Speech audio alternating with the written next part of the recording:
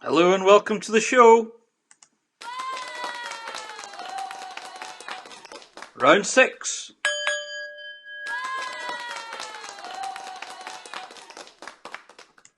How are you tonight?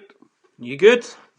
Well, if you're watching, I want you to send in your comments and say hello and give us a shout, because tonight I'm going to bring you an exclusive interview with the Time Lord. Cue music.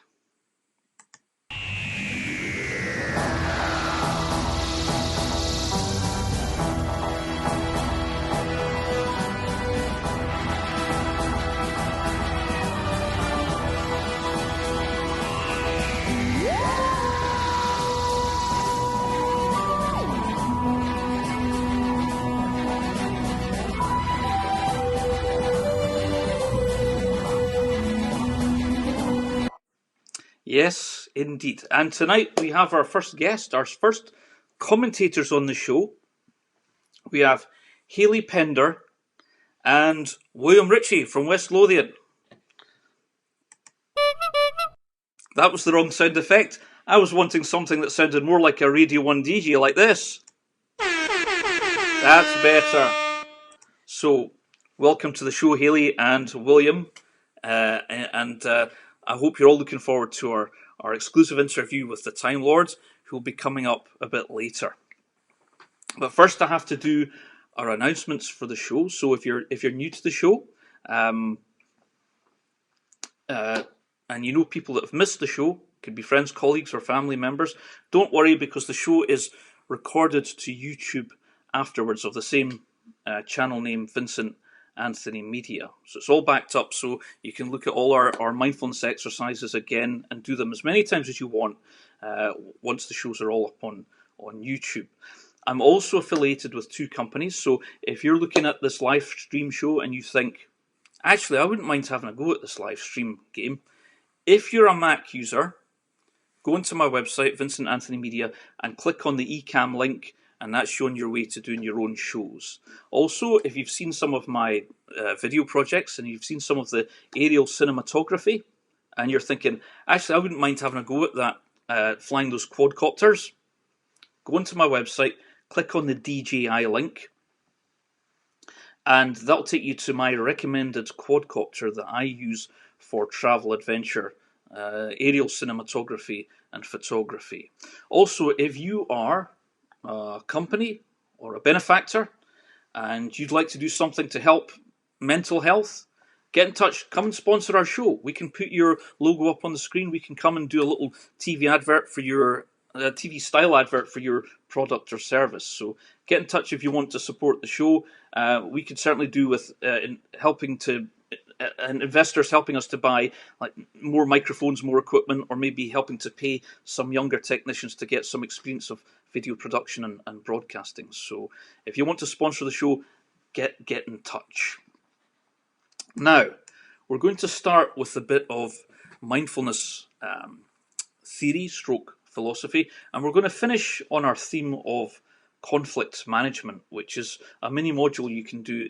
When we used to run the mindfulness courses, it was a really good thing to practice, because you're going to come across conflict in life. Let's just face it, part of human nature. You're going to experience conflict in the workplace or at home or out in the street, experiencing road rage and things like that. So we're going to finish off with our mini module on conflict management. So let's dial in our first JPEG. Let's bring in Dale Carnegie. Okay, now he wrote the best-selling book, How to Win Friends and Influence People. Okay, so we're going to take a chapter from his book and give you an example of how to deal with conflict. Now, he gave an example in his book of when he was, I think this was maybe probably in the 1950s, maybe 1960s. He was in Central Park, New York, with his little doggy, and this rather pompous policeman on horseback comes up and screams at Dale. He says, "You can't walk your dog here. Take your dog away and before I arrest you. This is a non-dog area. Do it immediately." And that this policeman was like really abrupt and harsh. Now, you and I might be tempted to say, "Oh, don't speak to me like that. You can go away, or words to that effect."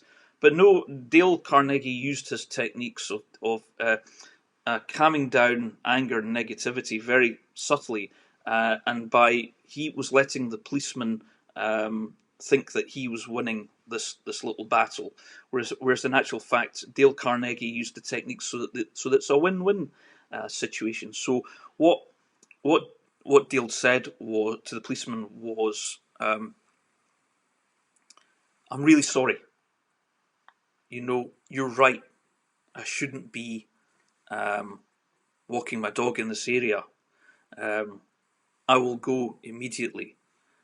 And I appreciate that you're doing your job. And I appreciate that you're keeping this area dog-free, and especially for people who have got a fear of dogs." At that point, the wind was taking out the policeman's sails. He wasn't expecting to be told these things. In fact, he then said something like to Dale, something like, "Oh well, okay then. Well, don't let it happen again." And he trots off on his horse. So there, Dale has deflated the situation. He's calmed things down by choosing the right words to say. Okay, so we just go over the three key areas here. I'm just going to get my auto cue up so that I don't miss out the key things that Dale said. Now, there are three things that Dale said. First of all, he said, "I'm sorry."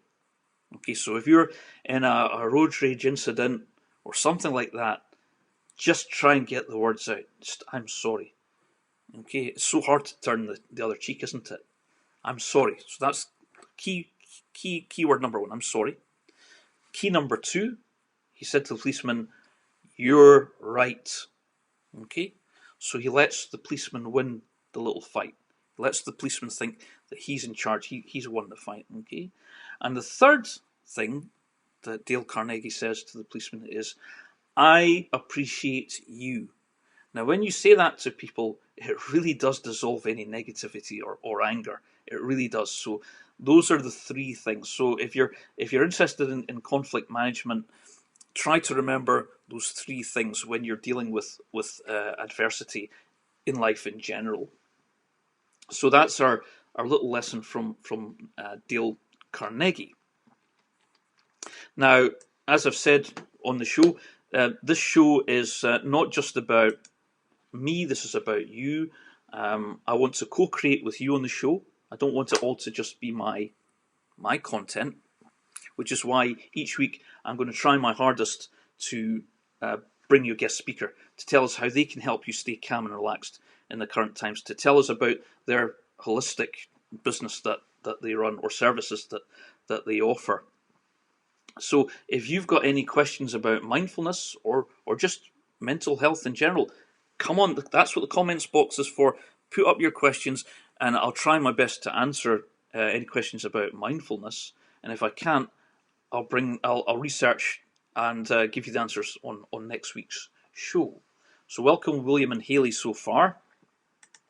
Let's get some other people saying hello on the show. Come and talk to me, because tonight we've got a cornucopia of a show for you lined up with an amazing guest.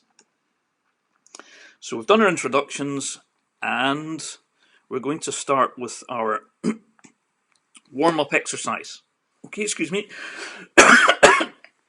In our classes, or when we used to run classes, we would have, as part of our core practice, the warm-up exercise. And this is just gentle movement, okay? So it's a mixture, it's easy peasy stuff. It's just a mixture of Tai Chi, yoga, Qigong, and it lasts for about 20 minutes. So I'd like you to join in with this exercise now, because we feel stress in the body, so we work with the body. And this is all about using the body as your focus. Okay, it's a form of meditation, and it's easy to do. In fact, some people manage to do all these exercises sitting down. Okay, if at any point you need to sit down, just sit down. Okay, but try your best and join in with the exercise. It's all about trying to be in your body rather than autopilot, lost in thought. So just try and do that for 20 minutes. Okay, so I'm going to run VT. Enjoy.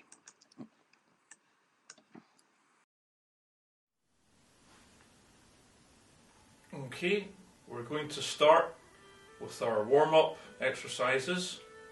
So start by just letting the arms flow, let the blood flow. And we're going to do, we'll start off with Qigong by shaking off the negative energy. The Chinese believe negative thought creates negative energy, stores it in your body, so shake it off. Okay? Start to shake legs as well. You'll see athletes on the track doing this just before a race. That's because their body's pumped full of adrenaline and fear before the race. And they do this all the time, but people don't really notice. This is Qigong, Chinese Qigong. You can bring the arms up, shake it off. Whoa. Shake off that negative energy. Whoa. And I recommend doing this if you've had a bad nightmare or a bad sleep. Do this first thing in the morning. It really does work. And be as vigorous as you need to be. Okay, shake it off. Oh, shake that negative energy off. Okay, next exercise is Qigong. Just let the arms swing. Now, mindfulness is all about being the observer. So just observe how relaxing this is. Observe the centrifugal force of the blood running to your fingertips.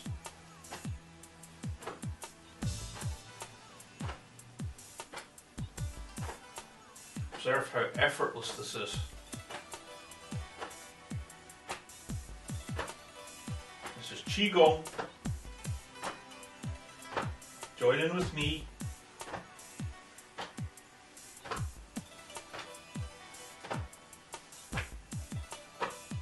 Variation, tap the shoulder. This is a pressure point.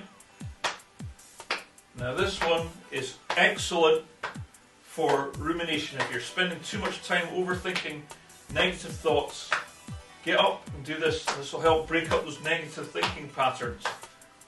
Stop you creating those negative neural pathways that you're always creating in your brain.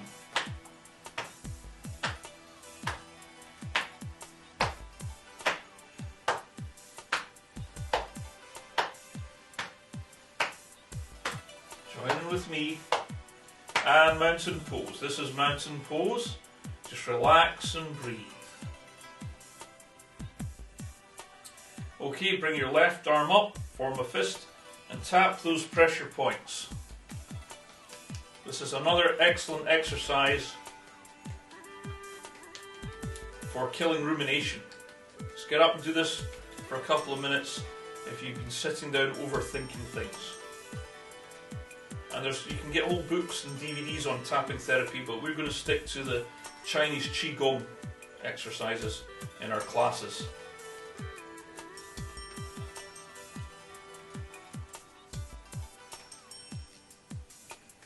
And the other arm. We always do left and right, right and back, to represent the Chinese symbol of balance. Once you have balance, you have inner peace. And once you have inner peace, nothing in the outside world can bother you at all. Tap those pressure points.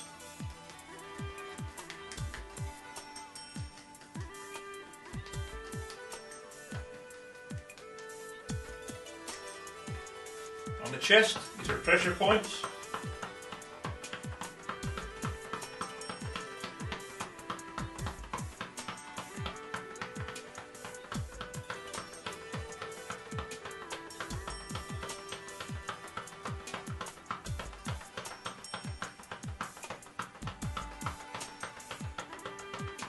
And the back.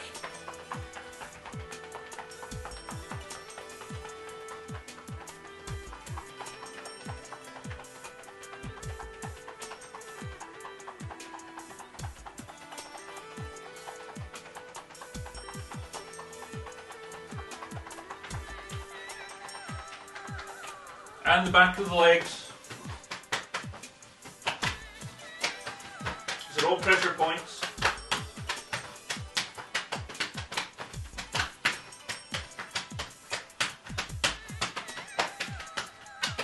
Join in with me. This is Qigong.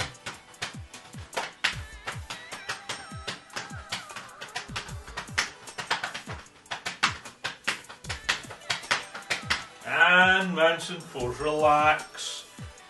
Just breathe. Recover.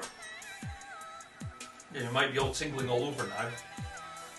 I want you to be aware of gravity pulling your feet to the ground.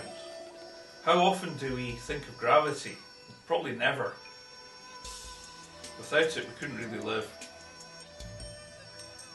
Be aware that we're in the present moment. And be aware that we're in a nice place with good company. And we're grateful for that. Okay, I want you to transfer your consciousness to the neck area and be the neck by rotating the head gently. Now, mindfulness is all about being the observer of our thoughts and emotions and creating a distance so they don't affect us too much. Observe bones, muscles and tendons moving. Observe the miracle of movement.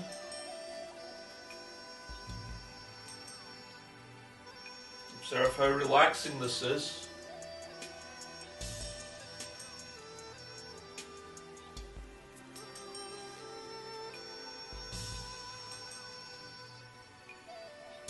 And the other way.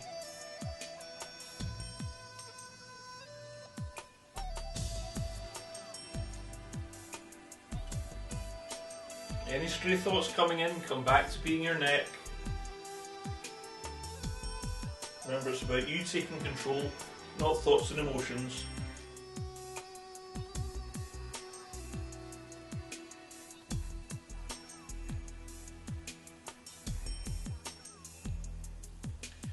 And down to the shoulders, roll the shoulders and be your shoulders.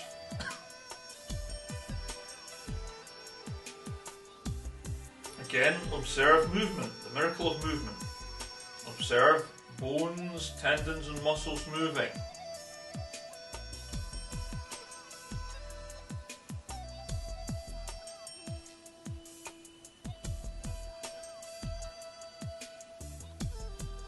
And the other way.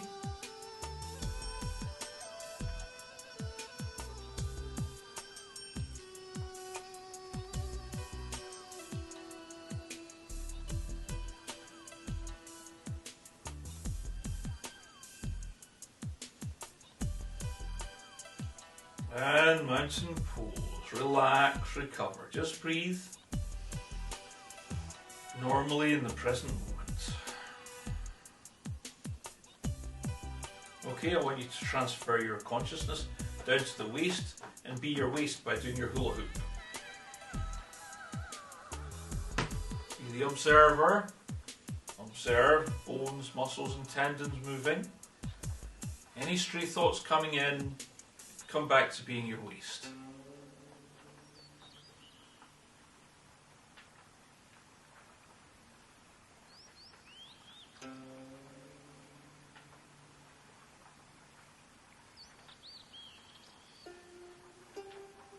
If at any point you feel you need to sit down, just sit down.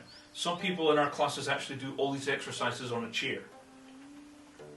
But these are gentle, so most of you should be able to do these exercises as a form of meditation. Other way.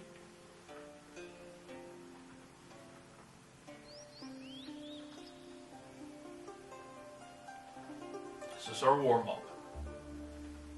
It's always good to do warm-up before meditation.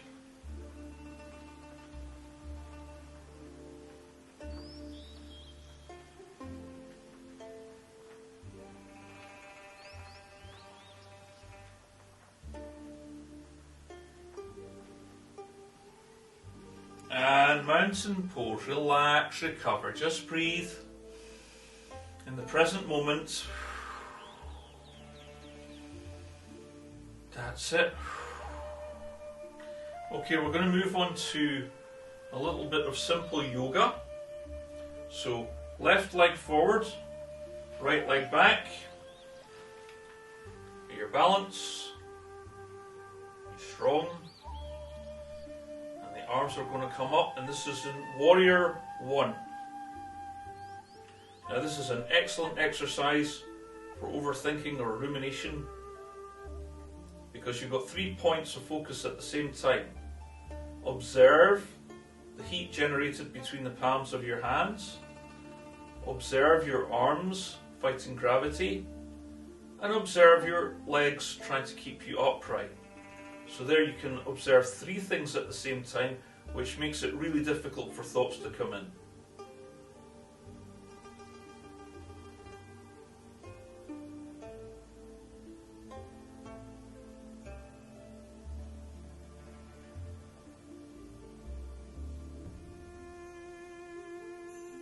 Just switch around to the side to give you a more profile version.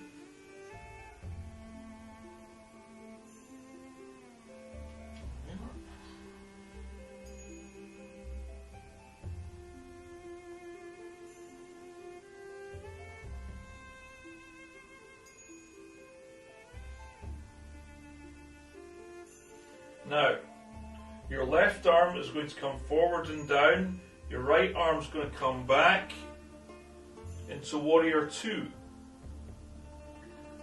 Now with this one, observe any strain or discomfort and be totally non-judgmental, because the third aspect of mindfulness is being totally non-judgmental with your thoughts, yourself, and the world outside.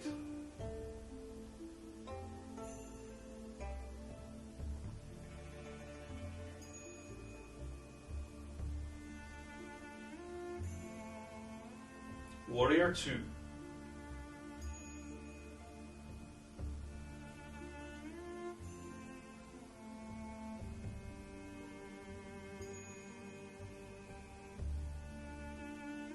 And mountain pose. Relax, recover, just breathe. In the present moment, breathe normally. Start to become aware of the temperature in the room. Is it cold? Is it warm? Is it medium? Mindfulness is all about developing your awareness skills. Okay, round 2. Right leg forward, left leg back. Go in profile. And Warrior 1. Again. Remember, you have 3 points of focus. The heat between the palms of your hands, your arms fighting gravity, and your legs trying to keep you upright. So that makes it extra hard for thoughts to come into your mind.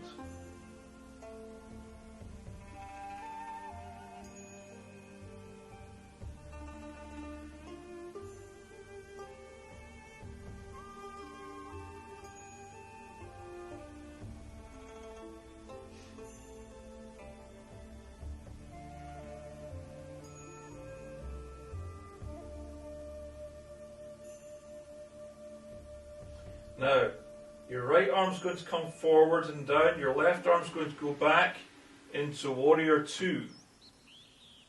Don't worry about getting it perfect. It's all just about being in your body as a form of meditation. Again, with Warrior 2, observe any strain or discomfort and be totally non-judgmental with it. Just accept what is.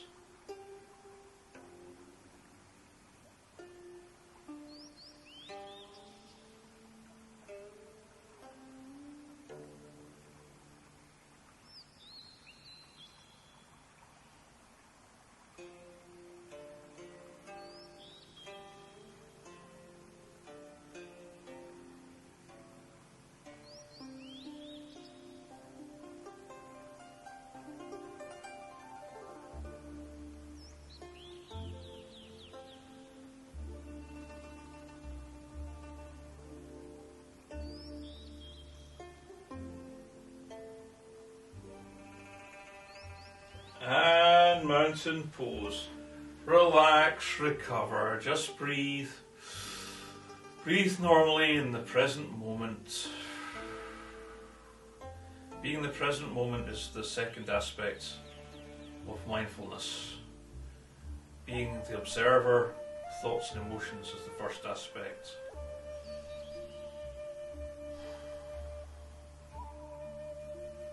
Now, for our extra exercise this week, we're going to do the tiger, which is Tai Chi. It's very simple.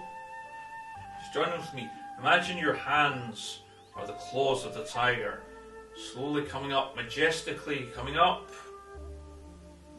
and scratching the tree, sharpening its claws on the tree. Bend the knees slightly. Down we go. Be very graceful. Down we go. Go back a bit. That's better. Here we go. Up. Slightly bend the knees. There we are. Any stray thoughts coming in, come back to being the tiger.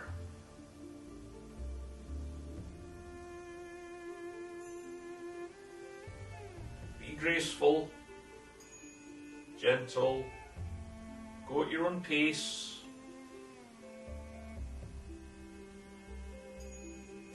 Don't worry about getting it perfect, it's all just about being in your body.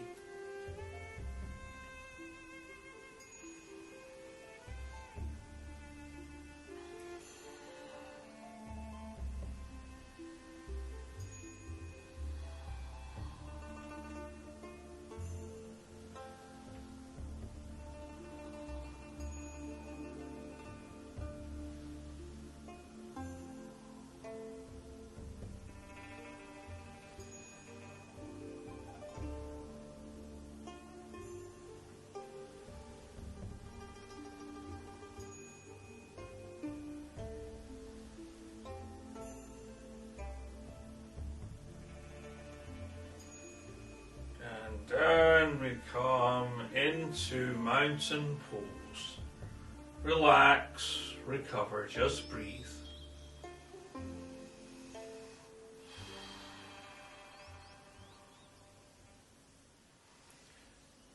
Now at the end of our gentle movement, we always finish with our relaxation visualization exercise. And visualization is simply like doing controlled daydreaming. But if you don't do visualization, that's okay.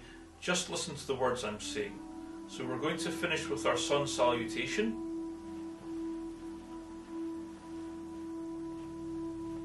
So this is sun salutation. Hands together. Now I like to imagine that I'm on a beach in India and I can see a giant golden sunset. I can see a pink sky, I can see the light reflecting off the waves, I can hear the sound of the waves lapping against the beach, I can see whales and dolphins playing happily in the water, and I can see some exotic birds flying across the pink sky. I can feel the white sand in between my toes, and I can feel the warm wind against my face. And this is a beach you can come to any time that you're stressed out. And the sun's going below the horizon very quickly. So we're going to let our hands slowly drop down and out to form a symbol of the sun, up to apex. Try to hold a visualization if you can for the whole exercise.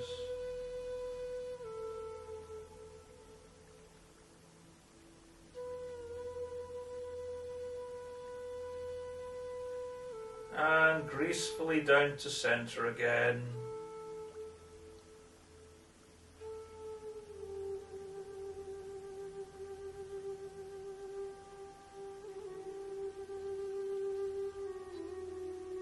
Try and hold a visualization on the beach.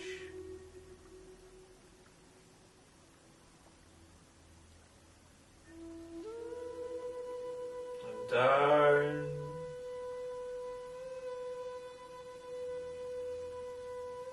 Up to apex.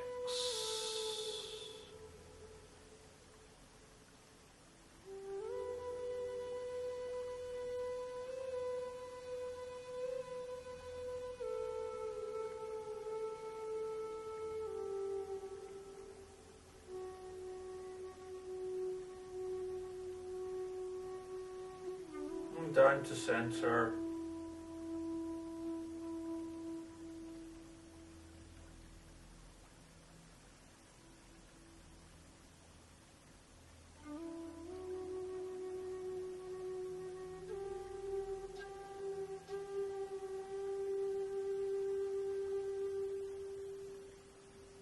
Last time down. Up to apex.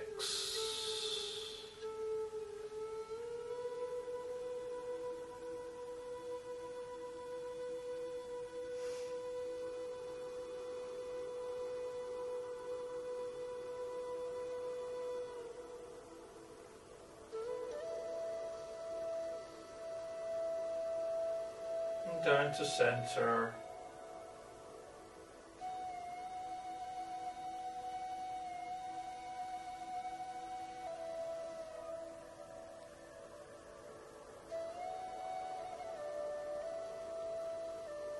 And that's the sun gone, but we'll come back next time. Mountain pose.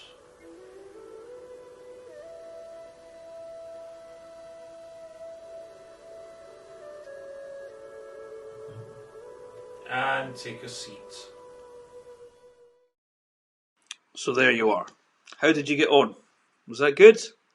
I think some of us were spending more time on the comments than the exercise, but we'll be doing our exercises every weekend. Plus, it'll be all recorded to YouTube, so you can practice do your exercises properly without the comments later on. So it's great. We're getting lots of people interacting on the show. We've got my man William Ritchie from West Lothian. We've got Hayley Pender from West Lothian. And we've also got James Hood from Kinross.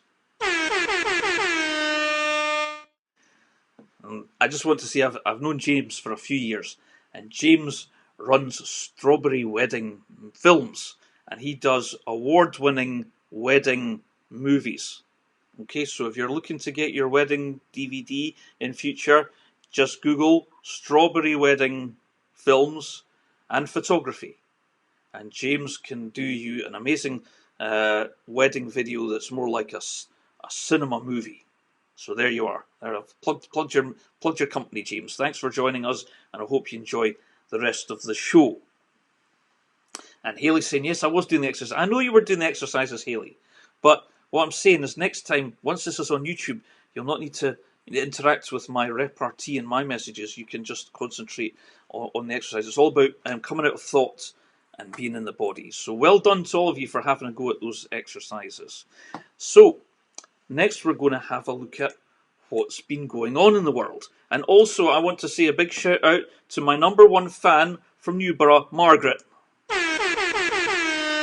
Welcome to the show, Margaret. Yeah, that's enough of the okay, we'll cut. Welcome to the show, Margaret. I hope you enjoy our exclusive interview. If you've just joined us, Margaret, we are doing an interview with the Time Lords shortly, coming up soon. If you're interested in time travel, or is it possible to break the boundaries of time, we'll find out later on in the show tonight. So let's have a look at what's been going on. Well, you know, I think it was at the weekend on Sunday. I was doing my shopping in a small town in Fife. And honestly, folks, you could cut the atmosphere with a knife. It just felt really negative, really heavy. This foreboding feeling of something horrible coming. And it wasn't just the fact that everyone was standing 2 meters apart and we were all queuing up to get into the shop, and you have to queue for about 20 or 30 minutes just to get in. It wasn't just that. It was just this constant message of stay indoors. Don't go out. Be afraid. I mean, I couldn't believe it. I think for me, the salt in the wounds was I had gone to an ATM, and even these messages are coming through the the ATM machine, and I thought, I'm trying to block this out. There's so more and more people are saying to me that they're trying to cut out TV and radio, and hearing all this CONrona propaganda. We're just fed up with it, and it's coming through the ATMs as well. It's like it's been rammed down your throat. And also, the town I was in, it was like a ghost town. There was nothing open. There was a shop with the rainbow image, and it's all stay at homes, stay safe. But to me, all I could see and feel was just sheer negativity. And to top it all, I've got my prop here. I got this propaganda pack this time from the Scottish government. We featured the one from Boris Johnson's government a few weeks ago, but this is from the Scottish government. Look, you see it's nice and blue, and there's a letter here from the Scottish politicians, and this is nice and blue. And the reason it's blue is because the Scottish Saltire flag is blue, and RBS and Bank of Scotland have the blue colours. So this is from the Scottish government. But essentially, there's nothing new in this leaflet. It gives you exactly the same information that you got in the leaflets from Boris Johnson's government a few weeks ago. I mean, I'm so disappointed. I mean, I can't use this. It's of no use to me personally. I mean, I can't even use it as emergency toilet paper because it's not very absorbent. So this for me is just going straight in the bin, I'm afraid. So that's us looking at what's been going on this week. Oh dear. What's that? Oh no! It looks like I've got an incoming videogram from Dog Boy. Oh dear. Shall we see what he has to say? Okay then. Here we go. Greetings, people of Earth. I am Dog Boy of the Scatus Illuminatus, and I bring a message for you, Vincent Anthony. I watched your show last week, and I bring you a warning. Nobody takes the piece out of Dog Boy and the Scatus Illuminatus organization. I, Dog Boy, have got in touch with the British government, and I have arranged for you, Vincent Anthony, to disappear. So if you will please excuse me, I am now going to snort the highest grade cocaine from Mexico, which I got from my good friends in the CIA, while simultaneously having a fantastic blowjob. Vincent Anthony, you have been warned.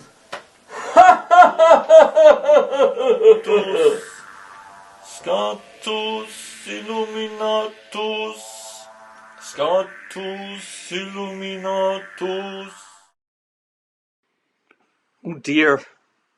Maybe I shouldn't have done the Jackanory sketch in last week's show after all. Oh well. Onwards and upwards. Okay, it's that time you've all been waiting for. Our exclusive interview with the Time Lord himself. I'm not going to say any more about it. It's all in the interview. Run VT. Here we go.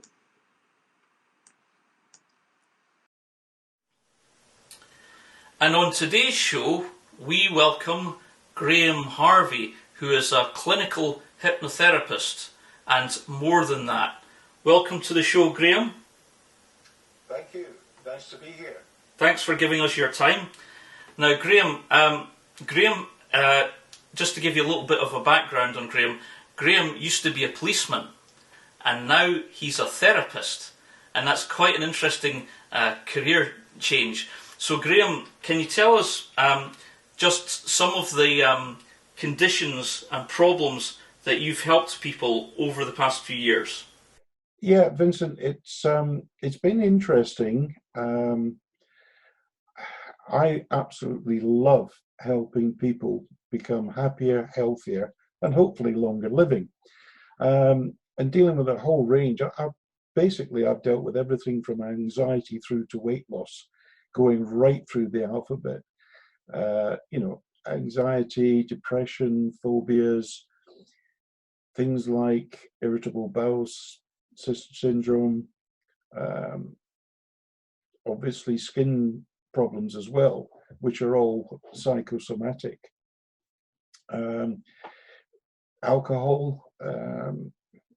I got so many people calling me back saying, Graham, what the heck have you done to me in that session? I've not had a drink since I saw you, which is fine. I've even had a couple of people who came back to me and say, I did not disclose that I'm an alcoholic when we had that session.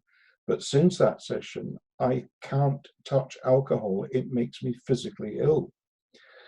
Now, obviously, when you're dealing with alcoholics, you have to be extremely careful because if they are too far down the line, a rapid stop in consumption can cause serious damage to them, and they have to be weaned off.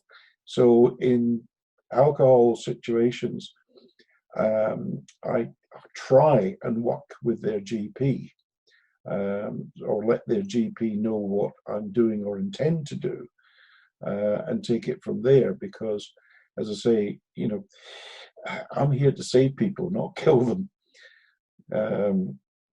But there's a whole range of other things. I mean, weight issues, for example.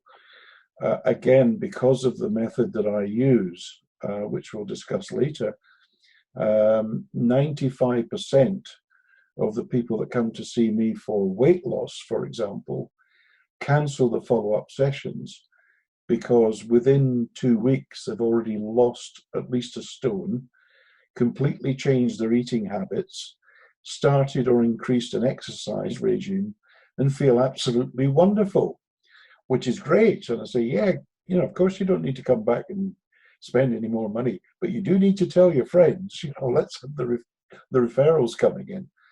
And I've actually managed to keep in touch with some clients for over 5 years, and they're still at their ideal weight after 5 years.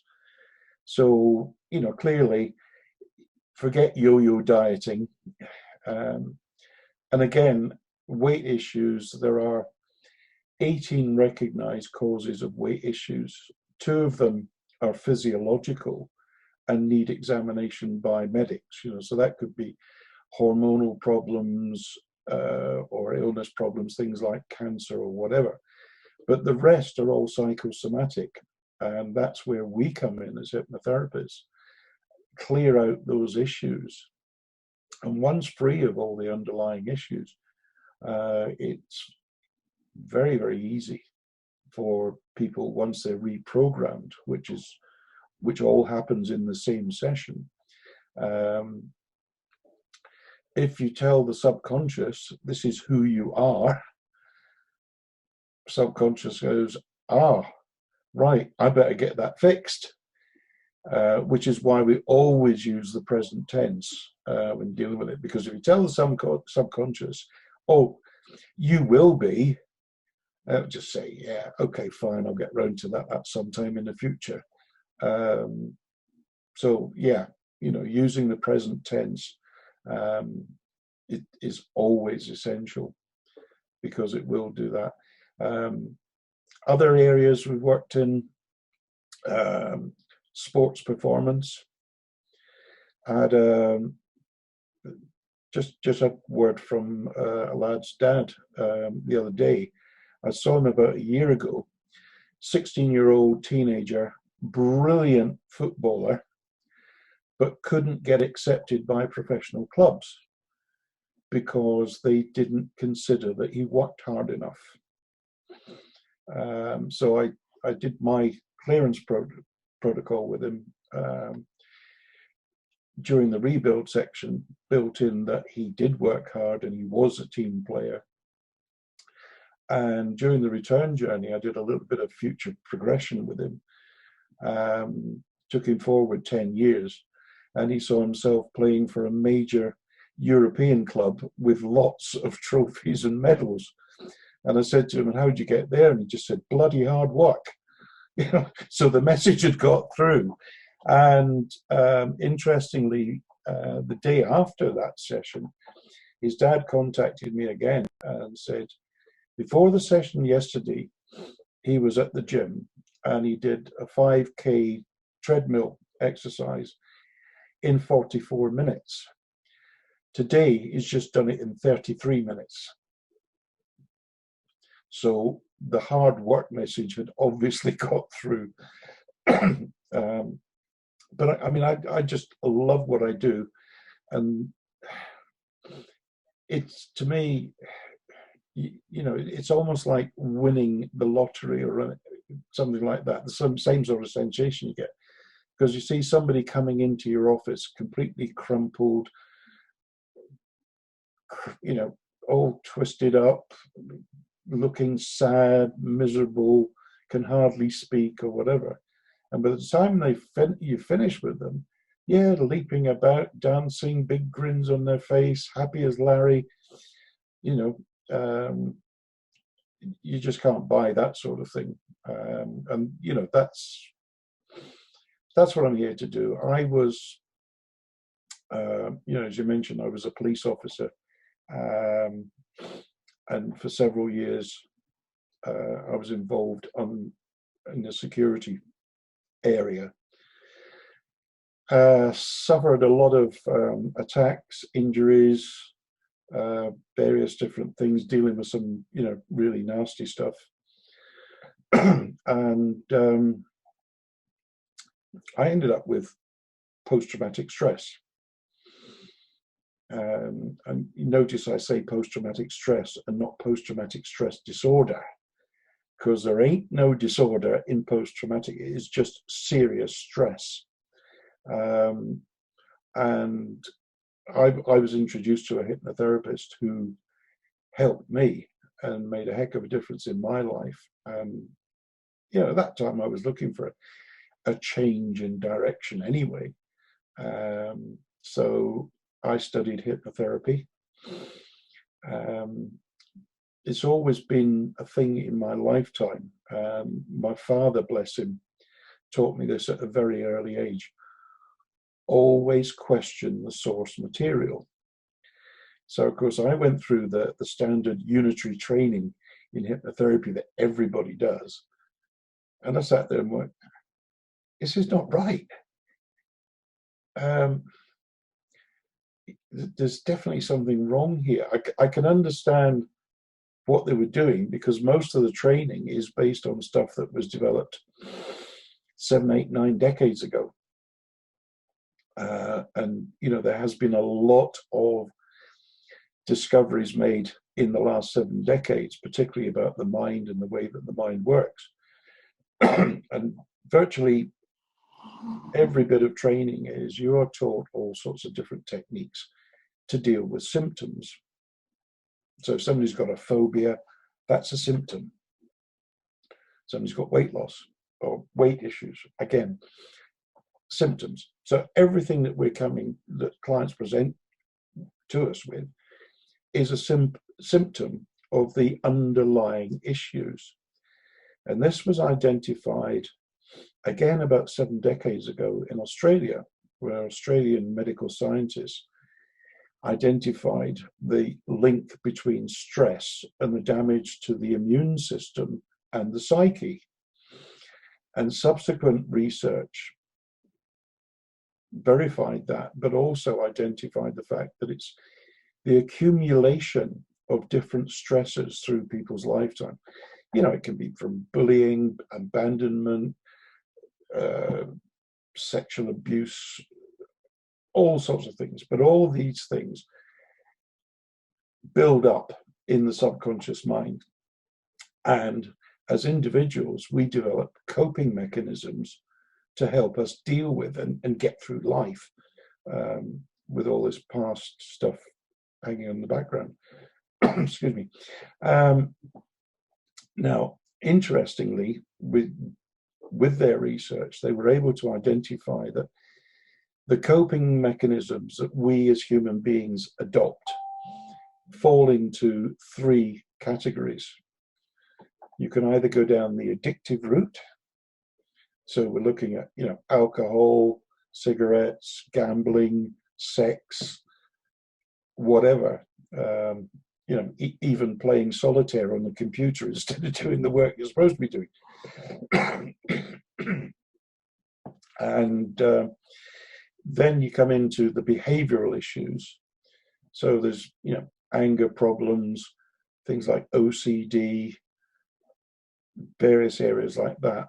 And finally, the psychosomatic illnesses or disorders. And the range for those, obviously, is vast. I mean, we mentioned IBS earlier on. You've got the full range of things, weight issues,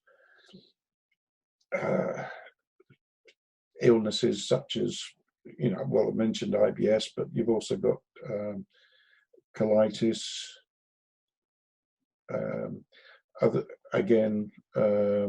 looking at things like sleep apnea, which I had actually, and I cured it myself. Seriously upset one of the GPs at my health centre, because I walked in to see him a couple of years after I'd been to the sleep clinic in Edinburgh and been issued with a CPAP machine, which I lasted 20 minutes with on the first night and then threw it in the wardrobe. Couldn't cope with that at all. But I used hypnotherapy, and say a couple of years later, walked into the health centre and I had to see this older practitioner, one of the senior doctors there. The first thing he said to me when I went in was, "How are you getting on with your sleep apnea?" I said, "I don't have sleep apnea." "Oh, but according to your records." I said, "Yeah, I used to have it. I don't have it anymore." "What do you mean you don't have it anymore? It's not curable." I said, "Of course it's curable." So I cured it myself. "Oh, and how do you think you did that?" I said, "Hypnotherapy." "What's that?" And I said, "See that prescription pad you've just taken out of your drawer? Put it back in your drawer, sunshine, because I ain't taking anything you prescribe." And that was it. Fortunately, some medics are aware of hypnotherapy, they're aware of its uses, but we do have a major issue working in the health area. And purely and simply, that stems back from a House of Lords decision in 1949. Way back in 1899, the British Medical Association set up a committee to investigate hypnotherapy. And their conclusions were it was both scientifically and medically proven as a sound healing modality. And quite a number of doctors were then using hypnotherapy up until 1949, during the finalization of the NHS setting up. The House of Lords decided, and I quote, "It is not envisaged that the NHS will be dealing with mental health issues. Therefore, hypnotherapy, acupuncture, and other holistic remedies should remain in the private sector." And since then, we've remained in the private sector. And since then, the NHS are dealing with mental health issues. But we find that most health authorities will have absolutely nothing to do with us, despite the fact that many of us are CNHC registered, which is the Complementary Health Council registration, which the NHS do accept, but not from hypnotherapists. And if you look at the NHS website under hypnotherapy, you think that we're all witch doctors. And it's sad in many ways, because mental health issues are absolutely massive. And with this current situation that we're in, they're going to increase exponentially.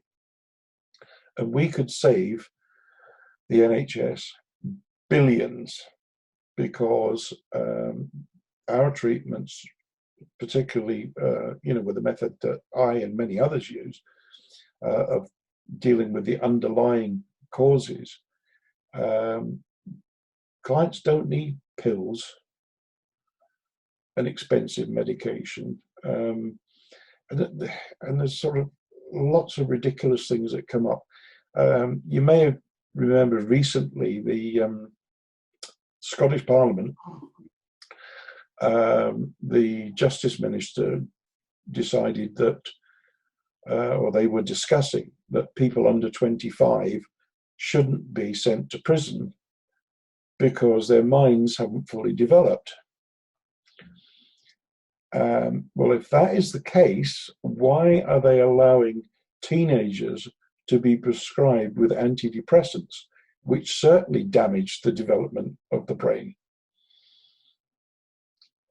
So, again, lots of different issues. But coming back to me and the way I work and the reasons for my work, it is all about helping people. I have my own personal reasons for it. And again, as much as I'd like to, and I'm very keen to help the NHS out, I'm very keen and it's probably trying to analyze it. I've come to the conclusion that it's actually payback for me because I am probably one of the world's longest surviving open heart surgery patients. I had open heart surgery in May 1957, and I was one of the guinea pigs on the heart-lung machine. Unfortunately, I was one of the 40% that actually survived that process. And I've had a fabulous life ever since. Done all sorts of weird and wonderful things, both in the police and elsewhere. And I've just celebrated the 50th anniversary of my 22nd birthday. So yeah, I've experienced a lot, and I enjoy paying things back. Now, Graham has also, I chatted with Graham earlier on last week, and he also works with victims of domestic abuse, and he also works with young people who perhaps have some exam fear, and it's blocking them from getting on with exams. But you've heard from Graham himself, he deals with such a variety of different problems, and he can help people of all ages and all backgrounds. So Graham, what I'm going to do now is I'm going to move on to what I consider to be a really interesting aspect of your work. Graham is a nickname, and he's known as the Time Lord. Now, we're not talking Doctor Who. Doctor Who's a fictional character. Graham is the real deal. Graham actually can also offer what's called past life and future life regressions as part of the therapy. So I'm going to ask Graham to give us some examples of past and future. We're going to start with the future, Graham. Now, tell us the story you told me about the businessman. Yes. It's a few years back now. He was one of my very early clients after I first qualified in future life progression. But he came to see me. The way we normally work with clients is that we will take them 5 years and 10 years into their future life.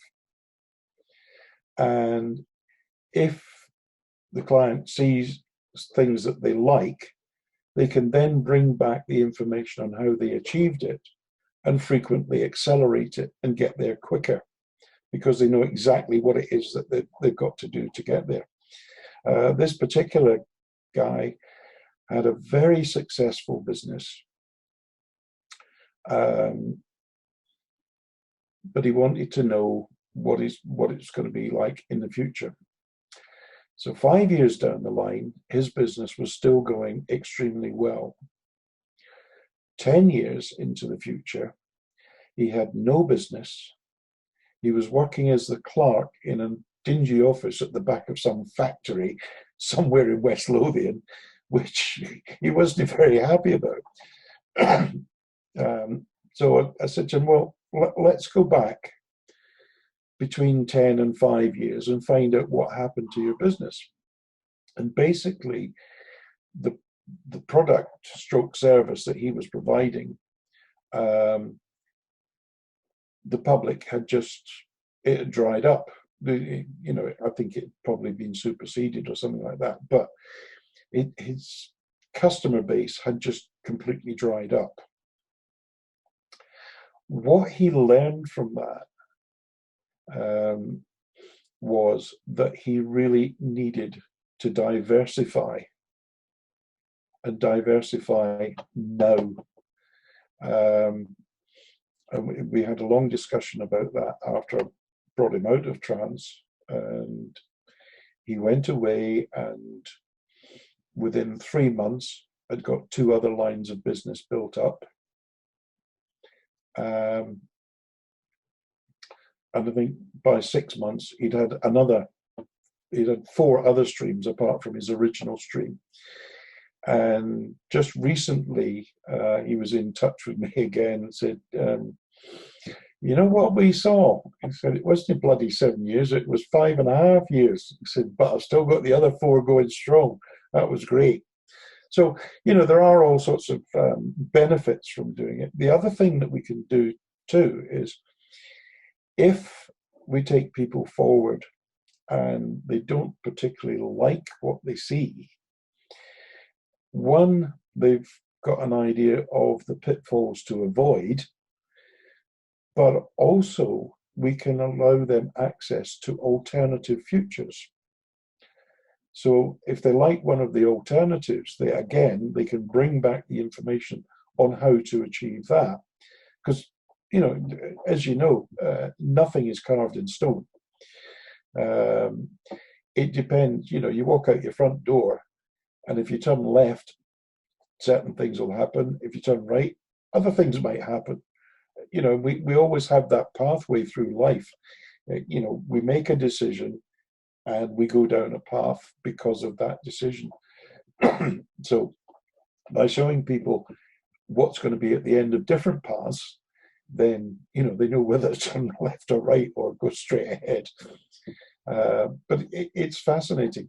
I think one of the great ones, which my tutor Anne Josh down in Maidenhead, she's recognised as a world expert in future life progression. But Anne was telling us in the early days she had 2 sisters come to see her. One sister was in a very comfortable, happy relationship with her husband, and both 5 and 10 years down the line, everything was very comfortable, very happy, etc. The other sister, totally different.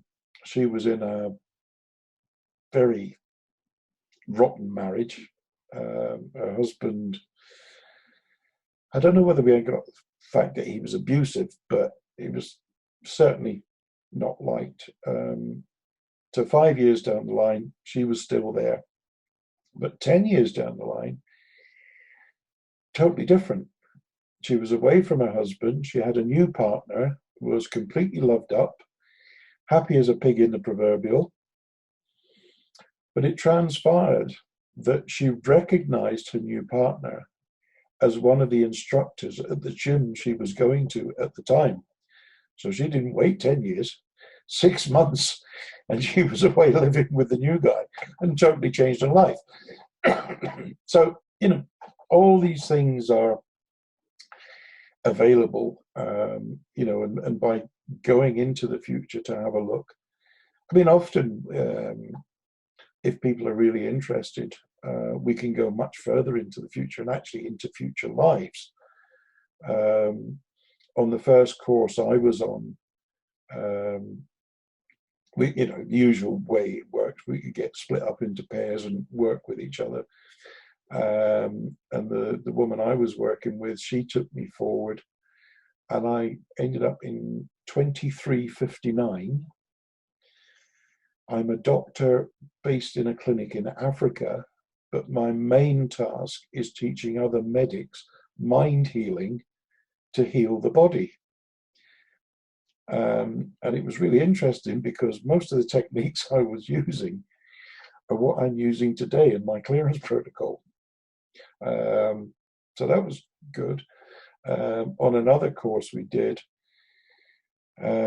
we projected 1,000 years into the future to connect with our future selves and our future energy. That was amazing. But I had to switch off the connection after a week or so because I was virtually nuclear powered. And at my advanced age, my poor old body couldn't take all that energy. So, I switched off. But again, it was very, very fascinating. And lots of times we've taken people further into the future than the 5 and 10 years, if they're interested in going there. Exactly the same as with past life regression. Again, if people want to go into the past to have a look, we use that in one of two ways, either as what we refer to as past life tourists, people who are just interested, or we're using that to try and locate the source of a phobia or a fear. Sorry, Graham, I just want to say that I can testify to Graham's ability to do this, because back in 2013, myself and my friend William were filming Graham because we were going around West Lothian and making little videos to promote local entrepreneurs. And in 2013, myself and William were privy to the outcome of the Scottish independence vote. How did we know that? Because Graham let us in on the future. And Graham, that this is true. When the result came out in 2015, because I just graduated from college, when I heard the result, you were the first thing that came into my mind when I got the result. That's the first thing, because you had told us what was going to happen. So I can personally testify to Graham's ability to do this. I know. The Scottish independence referendum vote was 2014 and not 2015. Now, we'll go on. Graham, can you give us an example of someone that you've helped by doing a past life regression?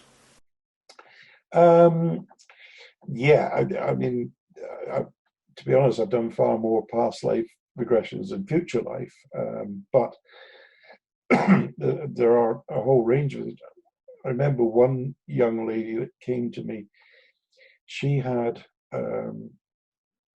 extreme difficulty in having any kind of relationship with her father or connecting with another male in her life.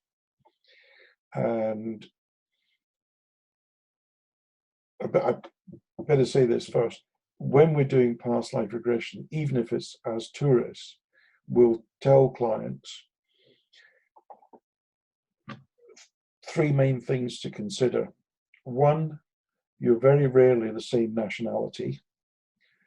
2, you can be either male or female. And 3, you will often meet people in a past life that are with you in this current lifetime, but not necessarily in the same relationship. For example, a friend of mine wrote a book a couple of years back about his life 700 years ago. And his wife in that life is his youngest daughter in this life.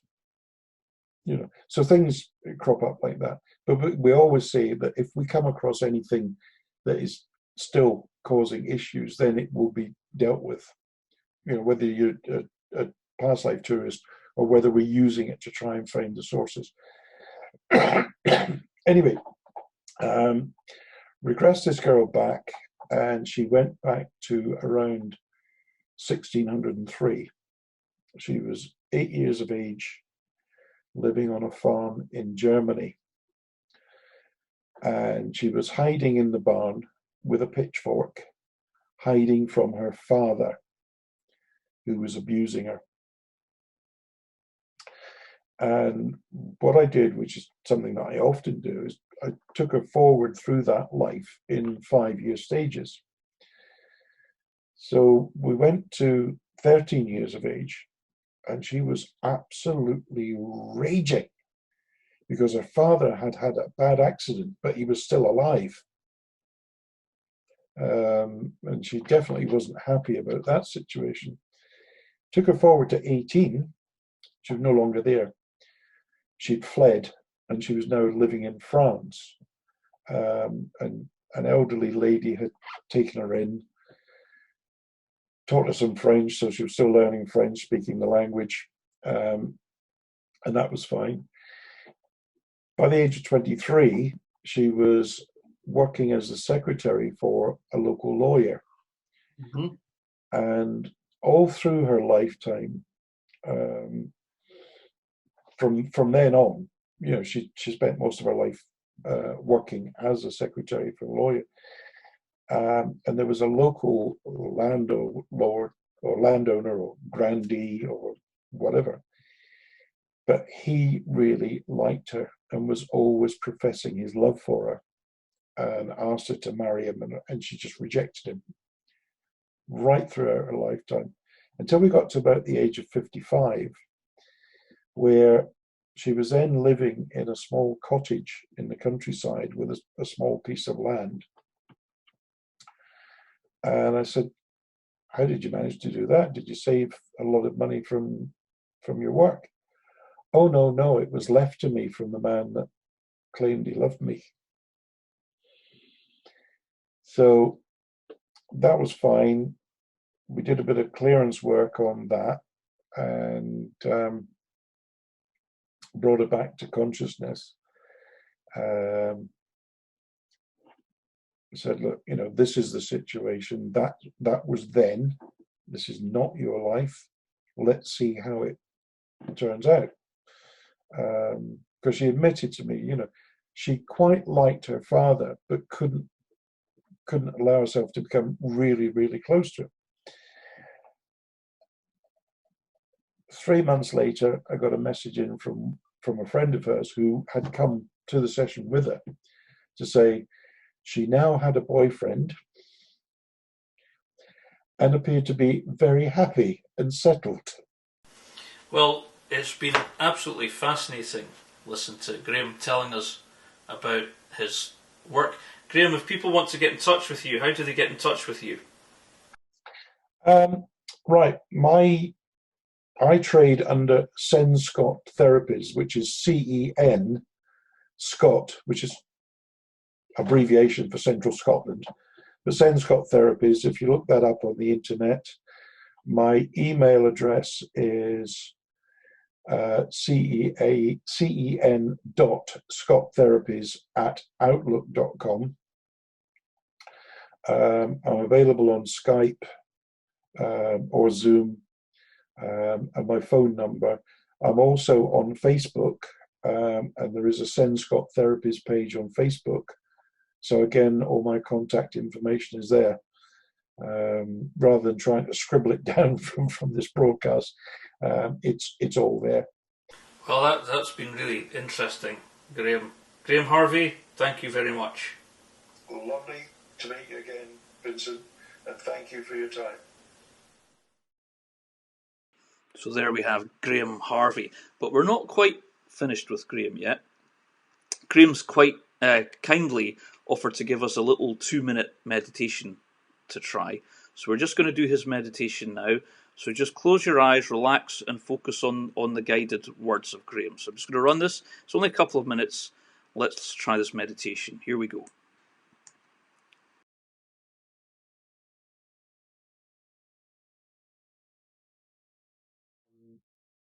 It's very, very simple. And all I would ask you to do, it's called the 5-minute vacation, but you can use it for as long as you like.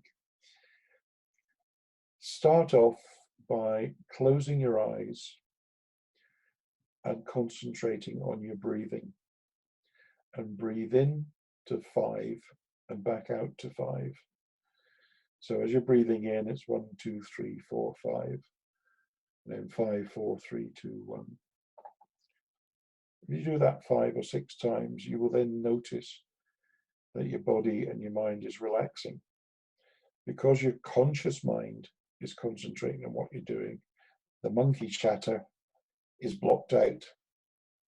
So once you feel yourself relaxing, then like you to imagine that you're walking through a beautiful forest. I often use rainforest, but it's any kind of forest, basically, that you feel comfortable in, or that you know, there may be a forest locally to you that you've walked through, and that, so you can relate to that. But the walking through the forest eventually leads you to a beautiful golden sandy beach. Brilliant sunny day. The sea is that beautiful azure blue color, and the waves are gently lapping on the shore. Further along the beach is an old ramshackled hut with a veranda.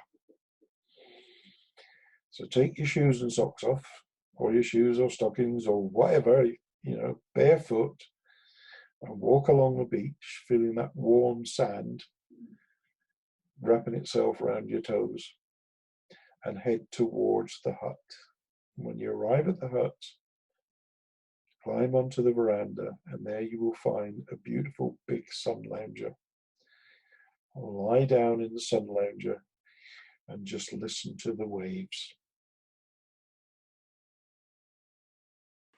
So there we had a really lovely meditation from Graham Harvey there. So thank you to Graham Harvey. And again, the show will be backed up to YouTube later tonight, so you can rerun that meditation as many times as you like. So we're now at the end of our show. It's been an extra extended show tonight because our guest this evening is a very unique and special person on the earth plane right now, and because he offers this extraordinary service to people. Okay, so thank you to our guest tonight, Graham Harvey. Next week, our guest will be Nick Elston of Forging People, and Nick is an inspirational speaker who talks about things like anxiety at public events. So watch out for Nick Elston on next week's show. Also, I'd like to thank our commentators tonight. We've had Hayley Pender, William Ritchie, Margaret, my number one fan from Newborough, and James Hood of Strawberry Wedding Films. So thank you for all your comments tonight, and also thank you, our viewers, for watching. I hope you enjoyed our mindfulness exercises tonight and our meditations. And thanks for your messages. And that's us come to the end of round 6. Round 6 over.